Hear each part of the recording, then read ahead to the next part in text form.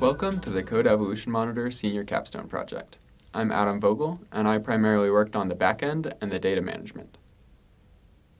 I'm Caleb Walker, and I developed the Visual Studio plugin that collects student data within our system. I'm Evan Dellinger, and I worked on both the front end and the back end. I'm Kaylee Martin, and I worked on front-end development and the system security considerations.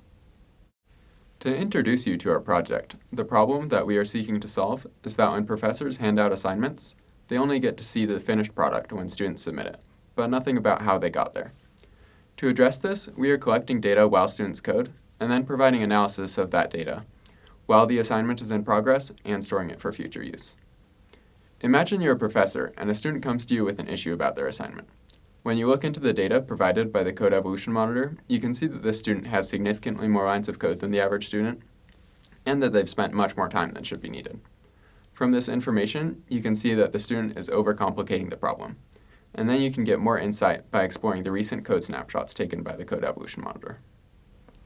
As Adam was referring to, professors have more insight than ever about student coding habits with our system that can improve outcomes for current assignments, as well as improving future offerings of the class.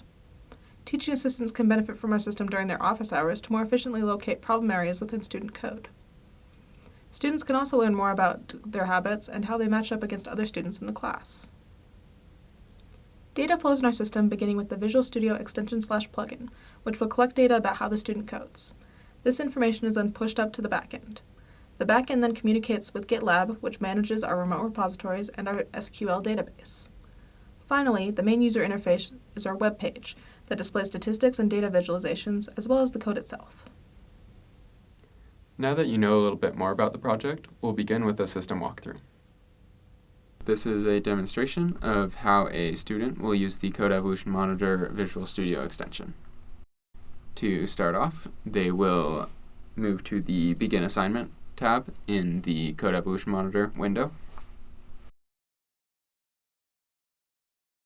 Once the student has logged in, they can select one of their classes.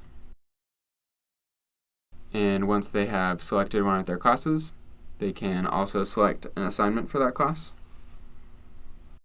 And since this assignment has starter code, they can click Begin Assignment and it will automatically download the starter code for that assignment. So now that the plugin has downloaded the starter code, the student can go to the Solution Explorer and open up their program and start coding and adding things to the starter code.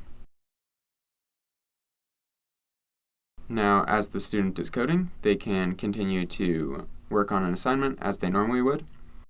And in the background, the extension will take a snapshot of their code every minute, and additionally collect any information about how they're using Visual Studio, including when they build their code and when they debug their code.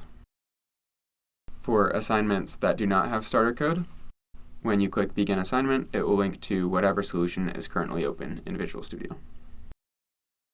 Since one of our main goals for this project is to increase the interaction between students and staff while they're working on the assignments, we also thought it would be a good idea to allow students to see the TA queue on the side while they code, and this will hopefully increase the amount of help they get.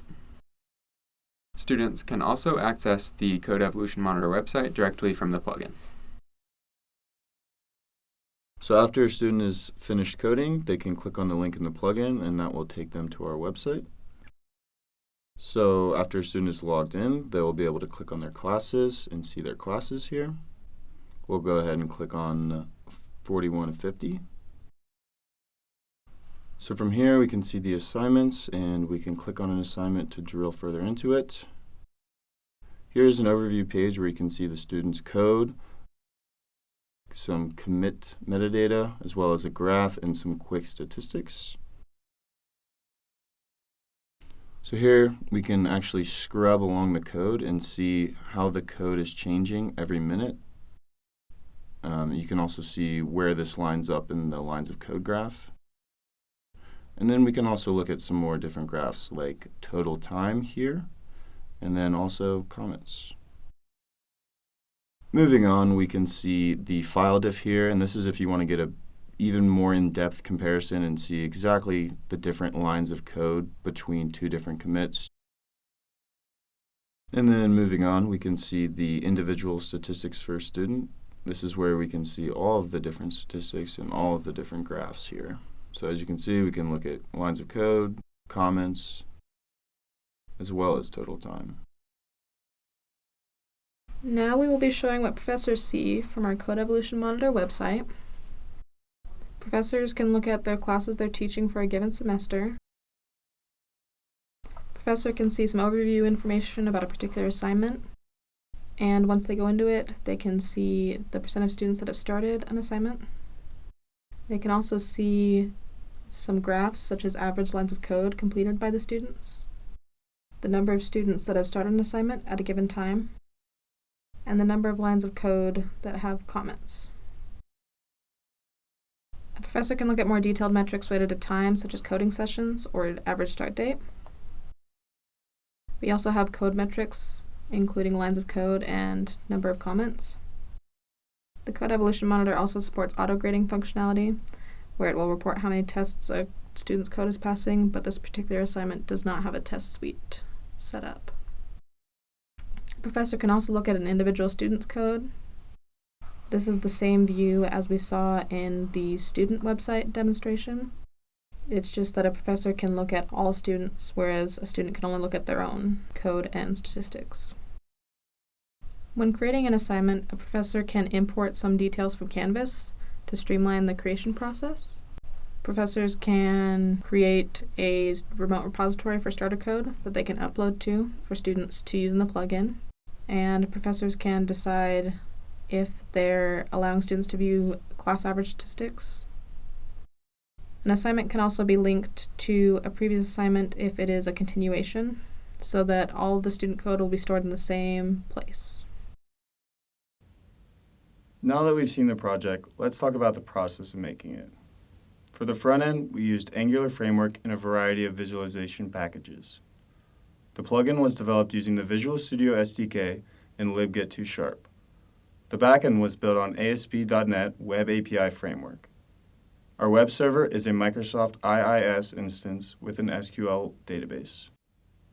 Throughout this process, we used agile software development practices such as weekly sprints and stand-up meetings. We created frequent merge requests and performed subsequent code reviews. We integrated with 21 external packages across our 3 main project components. Our API ended up having 47 endpoints, and it was published in a Swagger page that was deployed with the rest of our system on a University of Utah CADE server. To shape our development, we conducted 6 overall user studies with our target users. We completed 226 tasks over 16 weeks of development and 4 release phases. We had 802 total commits on our main branches, breaking down to 380 in the API, 266 in the UI, and 156 in the plugin. In conclusion, the Code Evolution Monitor is a system designed to capture the process of how students complete coding assignments. From that, professors have a more complete understanding of how students are learning, teaching assistants can help students more efficiently, and students can develop better coding habits. Our system utilizes a variety of packages and technologies to not only collect data, but also analyze and display it so it is meaningful to our users. The data gathered by our system can be used for current assignments to actively improve learning, or used as concrete evidence for habits that can lead to better outcomes. During the development of our system, we utilized good software practices, including agile software development principles and frequent code reviews.